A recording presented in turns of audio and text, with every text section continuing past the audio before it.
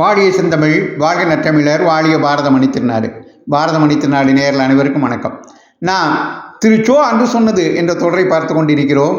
அந்த வகையில் இன்று 30வது பகுதியாக 1/1/1987 துக்ளக் இதழில் அட்டைப்படம், ஒரு கார்ட்டூன், கேள்வி பதில் பகுதி 3ஐயும் பார்க்க இருக்கிறோம். அட்டைப்படம் வேட்டைக்காரன்கிறது தலைப்பு. எம்ஜிஆர் கையில் துப்பாக்கி வச்சிருக்கார். ஒரே குண்டு 10 க்ளோஸ் அப்படின்னு சொல்கிறார். அதில் கண்ணியம், அரசியல் நாகரீகம், விவேகம், சட்டசபை மரபு, விதிமுறைகள், அதிகார வரம்பு, பொறுப்புணர்வு, ஜனநாயக வழிமுறை, அரசியல் சட்டம், இந்த 10மே சுட்டுக் கொல்லப்பட்டிருக்கின்றன. அதாவது அவர் என்ன சொல்ல வர்றாருன்னா, அதாவது இந்திய எதிர்ப்பு கிளர்ச்சி காரணமாக 7 திமுக எம்எல்ஏக்களை திரு PH பாண்டியன் அப்போதைய சபாநாயகர் பதவி நீக்கம் செய்தார்.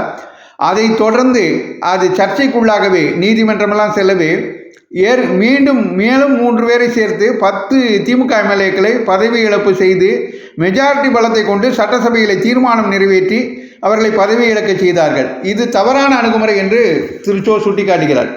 அடுத்து கார்ட்டூன், அது சம்பந்தமாகத்தான். கருணாநிதி பேட்டிங் பிடிக்கிறார், எம்ஜிஆர் பவுலிங் போடுறாரு. ஐயையோ, பந்து வீசுவார்னு பார்த்தா வெடிகுண்டை வீசுறாரே, கேட்பாரே கிடையாதா அப்படின்னு. வெடிகுண்டுங்கிறது பதவி நீக்கம். உடனே அதில் பேட்டிங் எல்லாமே தாறுமாறாக இதாகிடுது. அப்போது உடனே அவர் சொல்கிறார், PH பாண்டியன் துள்ளி குதிக்கிறார். அவர் தான் அம்பையர். ஐயா, நம்ம கட்சி தான் ஜெயிச்சது, ஜாலி அப்படின்னு. நீங்கள் அம்பையருங்க, இந்த மாதிரிலாம் குதிக்கக்கூடாது, யாராவது தப்பாக நினச்சிப்பாங்க அப்படின்னு அவர் சொல்கிறார். அடுத்து கேள்வி பதில் பகுதி. அடுத்த ஜனாதிபதி லிஸ்டில் உங்கள் பெயரும் இருப்பதாக ஒரு வதந்தி, உண்மைதானா?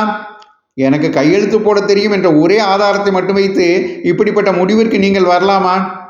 அடுத்த கேள்வி. ஹிந்தி பிரச்சனை, இலங்கை பிரச்சனை ஆகிய 2 பிரச்சனைகளும் தீர்ந்துவிட்டால் கருணாநிதி என்ன செய்வார்? அவை இருந்து மட்டும் என்ன செய்து விட்டார் என்று கூறுகிறீர்கள்? அடுத்த கேள்வி. அண்ணா காலத்து இந்திய எதிர்ப்பு போராட்டத்திற்கும் கருணாநிதி காலத்து இந்திய எதிர்ப்பு போராட்டத்திற்கும் என்ன வேறுபாடு? அண்ணாதுரை காலத்தில் திமுகவை மக்கள் கொஞ்சம் கூட புரிந்து கொள்ளவே இல்லை. இப்போது ஓரளவாவது புரிந்து கொள்ள ஆரம்பித்திருக்கிறார்கள். அடுத்து, சிவாஜி தான் சாவதற்குள் தமிழக ஆட்சியை பிடிப்பேன் என்கிறார். கலைஞர் தான் சாவதற்குள் ஹிந்தியை ஒழிப்பேன் என்கிறார். நீங்களும் நாங்களும் சாவதற்குள் என்ன செய்யலாம்? நாம் சாவதற்குள் உயிரோடு இருந்தே தீருவோம். தமிழகத்திலும் யாராவது நடக்கக்கூடிய காரியத்தை பேசியதாக இருக்கட்டுமே என்று நகைச்சுவையாக முடிக்கிறார் திரு சோ அவர்கள். சோ அவர்கள் அன்பு சொன்னது என்ற தொடரை தொடர்ந்து கேட்க பாரதமணி திருநாடு சேனலை தொடருங்கள் என்று உங்களை அன்போடு கேட்டுக்கொண்டு விடைபெறுகிறேன். ஆர்வமுள்ள மற்றவர்களுக்கும் பகிருங்கள் என்று கேட்டுக்கொள்கிறேன். நன்றி, வணக்கம், ஜெய்ஹிந்த்.